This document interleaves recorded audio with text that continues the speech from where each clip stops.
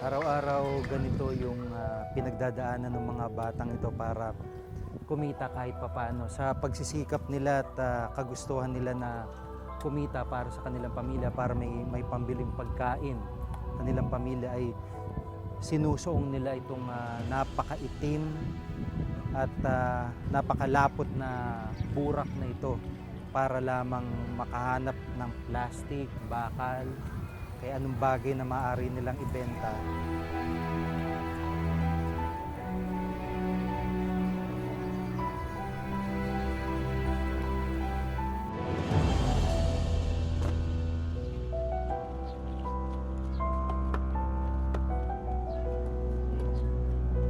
Walang anumang proteksyon sa katawan ang magkakaibigan.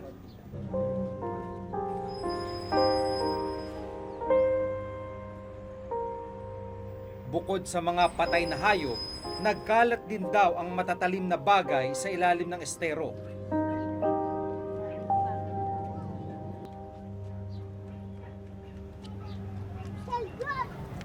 Payong na sira-sira. Kaano, boting basag. Ikaw ba natibo na? Natisok ng bubog na basag. Wala nagdugo. Bakit nagtuloy ka pa din sa pangangalakal? Para makarami. Mangangapa. Di mo mararamdaman na naiwangan na. Pag natapakan mo, iniwan na agad yung paa mo. Dahil yung ginagalawan nila ay burak, lumulubog yung mga paa nila. Kaya yung posibilidad na mabubog sila o matusok ng pako sa kanilang paghahanap ng mapapagkakitaan, napakataas. At gaya nga nung kinukwento nila John Michael, pag sila'y nabububog, malaking sugat pa yung inaabot nila at matagal gumaling. Sa kabila ng nakambang panganib, tuloy pa rin sa pagsuyod ng estero ang magkakaibigan. Nak, may tarak, nak! Dito sa bato. Mas mahalaga raw kasi ang kikitain nila para dagdag panggastos. Driver ng pedicab ang ama ni John Michael at wala namang trabaho ang kanyang ina. Bakit ginagawa mo pa rin yung pangangalakal kahit mahirap? Para makakain. Nasa grade 3 si John Michael. Grade 5 naman si Rosario. Pero si Joshua natigil sa pag-aaral ngayong taon.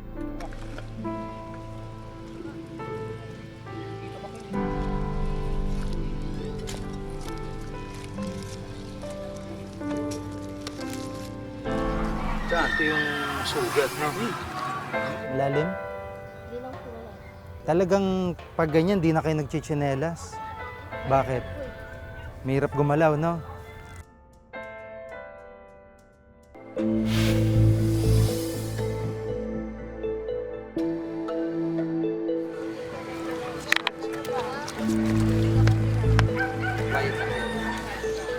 Habang nangangalakal ang mga bata sa maruming estero, ang isa sa kanila nakaapak na pala ng basag na bote.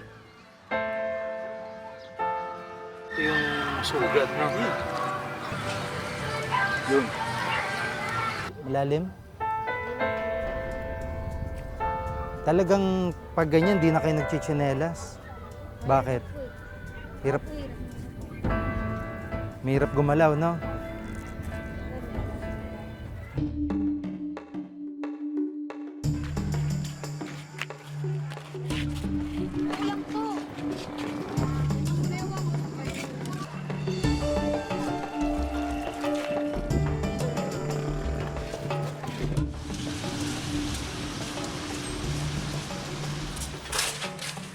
Matapos ang 5 oras, ibinenta na nila ang mga naipong kalakal.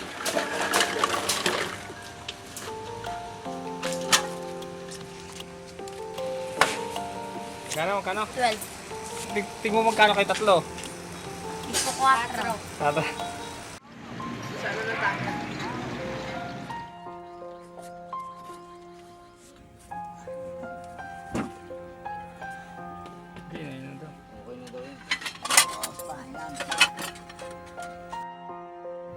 mga kapatid mo, hindi ka ba naawa sa kanila?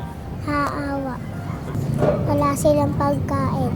Pag wala silang pagkain, anong ginagawa mo?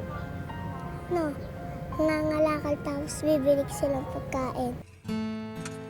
Napansin din namin na may sugat at pigsa sa ulo ang 2 taong gulang na kapatid ni John Michael. Parang singaw ganun. Marami yan noon. Halos buong ulo niya meron. Sa init daw po yun, ganun, tas sa dumi, nakukuha. Minsan naman kahit anong paligo ko sa kanya, ganun pa rin kasi nag-aalo kayo sa ng mga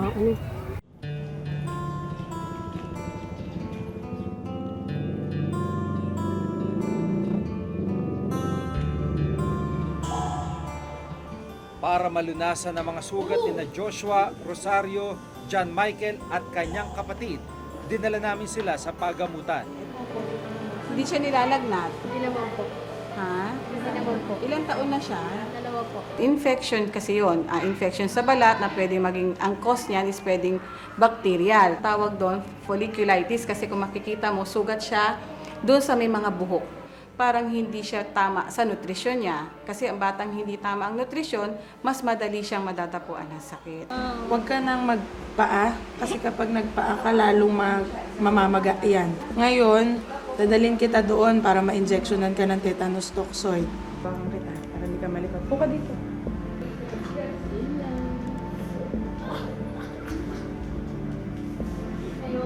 Hindi naman kasi ganun kalalim, kaya lang kasi kung mapapabayaan, pwede siyang magnana, magnaknak. Siyempre, sugat, pwedeng mag-cause ng tetano. At the same time, sugat na mamaga. Maiwasan yung tetano at pamamaga ng sugat, kailangan pabigyan ng tetano, tetanus toxoid. Kabilang ang pamilya ni na Joshua, Rosario at John Michael sa mahigit 60,000 informal settler families o ISF na naninirahan sa waterways sa buong Metro Manila.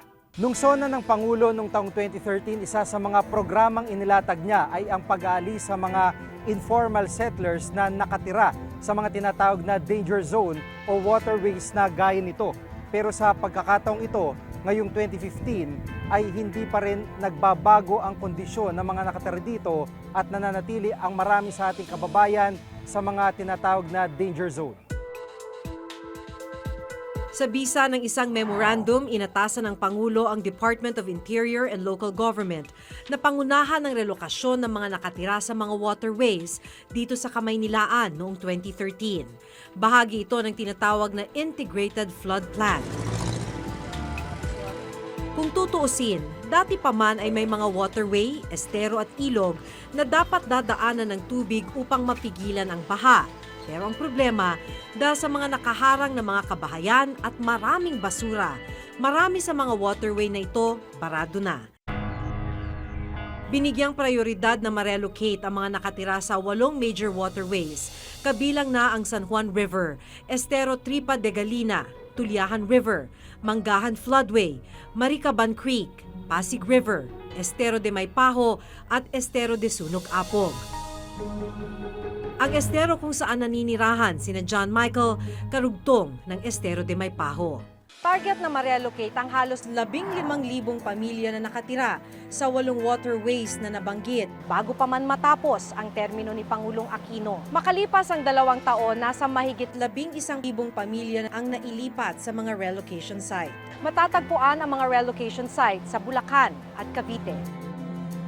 Ang tanong, sa nalalabing 10 buwan ng Pangulong Aquino sa pwesto, mailipat pa kaya ang mga pamilyang hanggang ngayon ay naninirahan at nagtitiis sa mga tagpi-tagping bahay sa gilid ng estero?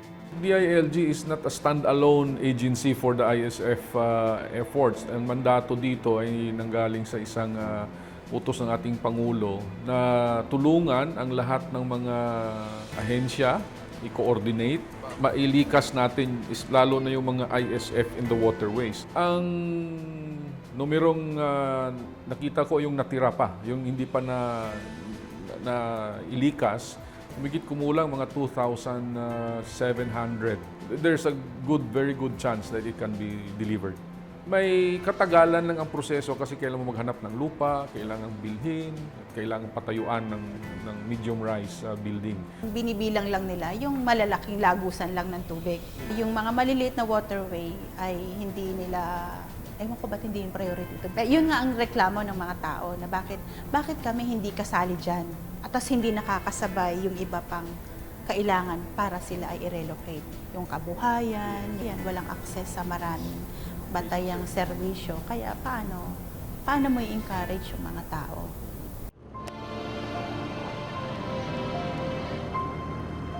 Ano ba yung iniisip mo, yung pinapangarap mo para sa mga bata? Pangarap ko lang po sa mga anak mo kapag tapos ng pag-aaral, kahit ganito lang buhay namin. Pero paano mo pag-aaralin? Tulong-tulong po. Kaya, lalabandera ako minsan pagka, siyempre pinapagka ko mga anak ko. Gusto ko lang makatapos mga anak sa pag-aaral. Contento na po ako doon kasi hindi po ako nakapagtapos.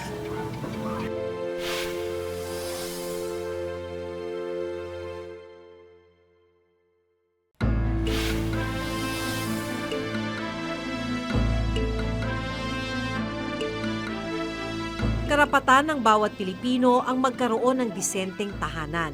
Pero hanggat mabagal ang pag-aksyon ng pamahalaan tungkol sa kanilang kalagayan, maraming pamilya pa rin ang magtitiis na magsisiksikan sa mga peligrosong lungga para lang may masilungan. Kung ikaw papipiliin, gusto mo ba bang tumira dyan? Bakit? Mahirap din. Sana magkaroon kami ng bahay. Kasi hindi kami magkasa sa bahay namin na maliit. Hanggang sa susunod na Webes, ako si Jiga Manikan. Ako si Maki Pulido at ito ang nakatala sa aming Reporter's Notebook.